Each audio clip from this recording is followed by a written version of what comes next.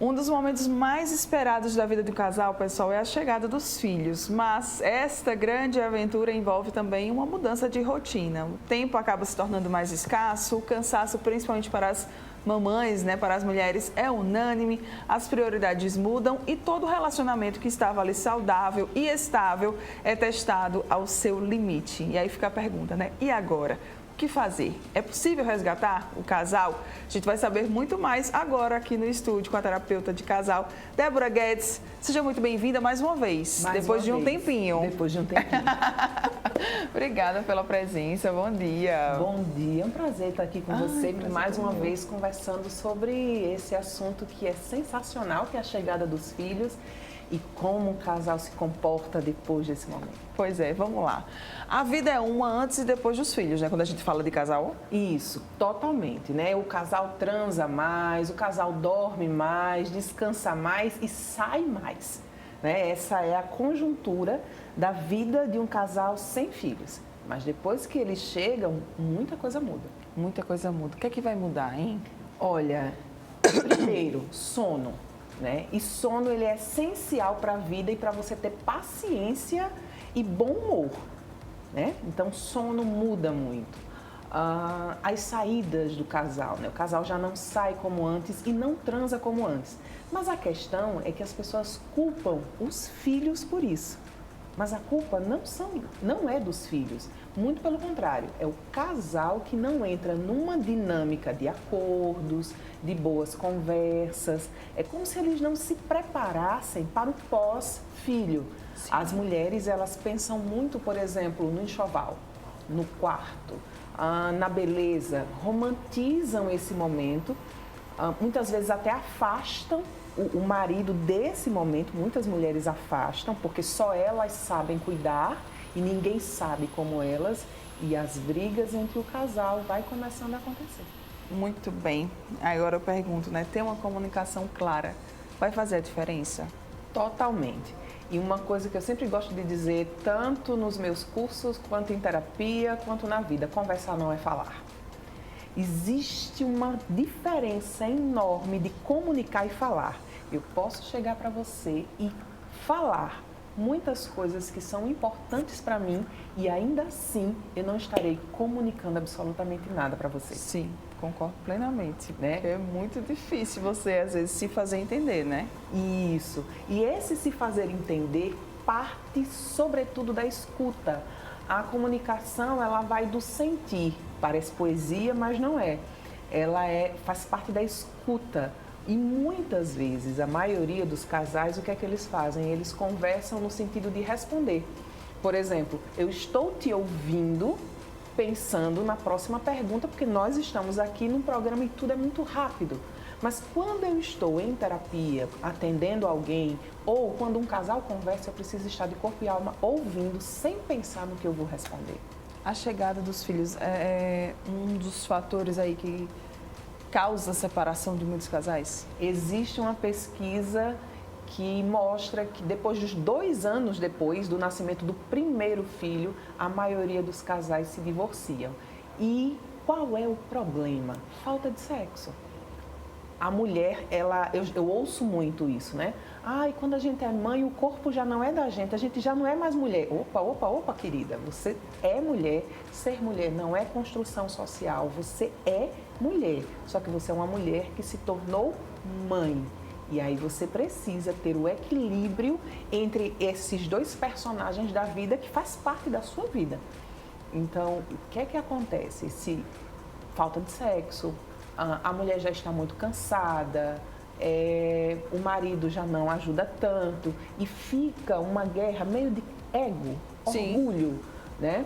Eu não faço porque ele não faz, aí ele também não faz porque ela não faz, e aquilo que poderia ter sido facilmente resolvido se torna um problema e minis alfinetadas se formam uma ferida muito grande. Como resolver ainda esses conflitos que acabam surgindo, né, assim, que mudam esse casal?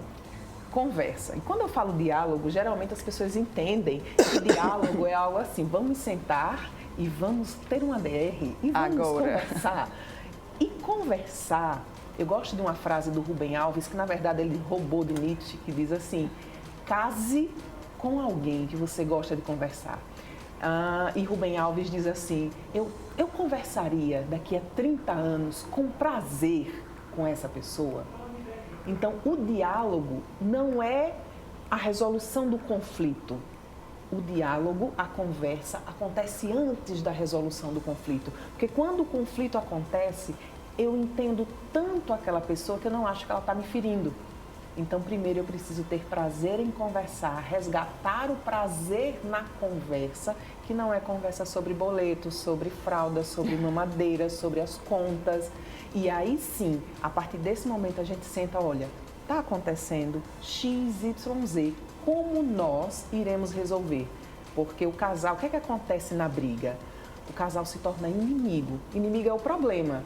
E a gente precisa colocar isso na cabeça. O inimigo é o problema. Ele não é meu competidor, porque a mulher fica. Sim. Ele é meu competidor. Não é.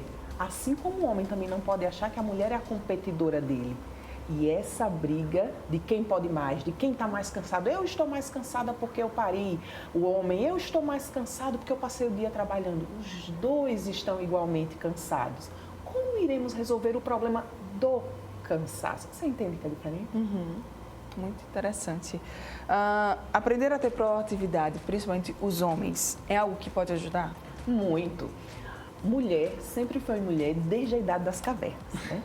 Então, o que era que o homem fazia? Ele ia lá, matava aquele rinoceronte gigante, trouxe comida, ou seja, ele é meu herói. O heroísmo, ele mudou de lugar na sociedade contemporânea. O meu herói mata barata, mas o meu herói troca a fralda do meu filho. O meu herói pega meu filho quando eu estou na cama e me traz para amamentar. O meu herói, quando vê a pia cheia de prato para lavar, ele não vai reclamar. Ele olha, faz vista grossa e entende que toda essa dinâmica vai passar porque é só uma fase. Então, esse heroísmo precisa existir, sempre na figura masculina. Tempo de qualidade do casal, hein? Pode salvar esse casamento, essa relação? Salva e salva muito. O que é que acontece? As famílias antigamente tinham muitos filhos, então geralmente um irmão mais velho ficava com o irmão mais novo, ajudava. Hoje em dia isso não existe mais. E não adianta, eu ouço muito isso em terapia, porque a minha mãe não fica com meu filho. Então, meu bem, o filho é seu, né? Então, a gente precisa entender que a partir do momento que eu resolvo ter filho, eu vou ter uma responsabilidade que eu não posso colocar em outrem. Mas eu posso ter estratégias para ter esse tempo de qualidade ainda que eu não possa sair. Vamos contratar ou estudar sobre o sono do bebê para colocar o bebê na hora certa para dormir no berço dele e não na cama do casal, para que a gente possa ficar na cama junto, conversando. É um tempo de qualidade. Os casais não precisam ir necessariamente para um passeio para ter esse tempo. Eles podem ter isso em casa, dentro da configuração que eles têm ali no momento. Fazer comparações naquela vida antes dos filhos, depois dos filhos, é algo bom para um relacionamento? Ai, porque antigamente era assim, assado. Terrível, porque é um tempo que não volta, né? Toda vez que eu falo com uma pessoa, eu vou usar o exemplo para você entender. Quando eu falo com uma pessoa com depressão, eu pergunto a ela, que evento você não aceitou na sua vida? Seja o luto, seja a perda do marido por um divórcio, seja qualquer outra coisa, ela não aceita. Então, nessa falta de aceitação, eu começo a desejar o meu passado. Eu começo a desejar uma vida que eu tive que eu não tenho mais. Que não vai voltar, né? Essa é a dinâmica da comparação. Filho é para sempre. A vida que você tinha antes não vai voltar. Ainda que os filhos cresçam, fiquem independentes, você terá responsabilidades enquanto eles estiverem debaixo do seu teto e forem menores de idade. Então, é uma configuração que muda. Essa comparação é assim, não deve existir. A minha vida hoje é a minha vida hoje. E esta vida eu escolhi. E arcar com essa escolha. Muito bem. Débora, para a gente fechar, quais são as dicas ou qual que é a grande mensagem, então, que pode ficar aí para os casais que estão nos assistindo, né, nos acompanhando, quando a gente fala dessas mudanças na relação após a chegada dos filhos? Sorriam. E sorriam muito. E deem muitas gargalhadas juntos. Conversem e conversem com prazer. O prazer em conversar é descobrir que você não conhece o seu marido, nunca conhecerá. É preciso existir uma distância entre o casal. Eu não posso me fundir com meu marido como se eu fosse uma pessoa só. Apesar de ser uma só carne, eu preciso ser eu. Então, mantenham uma distância saudável para que o tesão exista. Fiquem bonitos, um para o outro. E não precisa usar maquiagem em casa. É só o básico. Aquela roupa que você não vai para a padaria, não vista em casa. Se olhe no espelho com amor. Conversem, tenham prazer em estar juntos. Ainda que os dias não sejam bons, tenham prazer por ter a companhia um do outro. Às vezes é ali no mínimo, né? É no mínimo. É no mínimo, é nas pequenas coisas do dia que a gente consegue fazer uma diferença, né? E, enfim, mudar essa rotina, essa relação como ela está hoje, né? Isso, é no mínimo.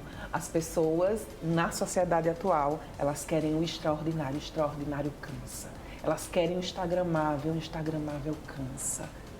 É o mínimo, é o pequeno, porque é justamente o acúmulo dos pequenos problemas que geram um divórcio, mas é o acúmulo dos pequenos prazeres que geram a vontade de estar junto. Ai, maravilhosa, adorei.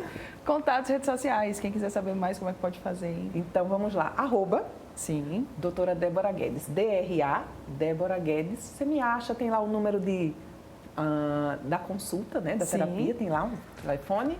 Você pode falar comigo por direct e tem os cursos também que eu ministro e palestras também para casais e mulheres. Ai, que legal. Então, doutora DRA Débora Guedes, você pode correr lá no Instagram e saber muito mais. Obrigada pela sua participação. Eu que agradeço. Parabéns. Obrigada, viu? Bom dia. E olha, obrigada a você também que ficou aqui ligadinho, juntinho com a gente nesta terça-feira. Amanhã estaremos de volta a partir das 9 da manhã. Tem mais programa Bem Assim e eu estarei aqui te esperando, tá? Grande beijo. Tchau, tchau. Até mais.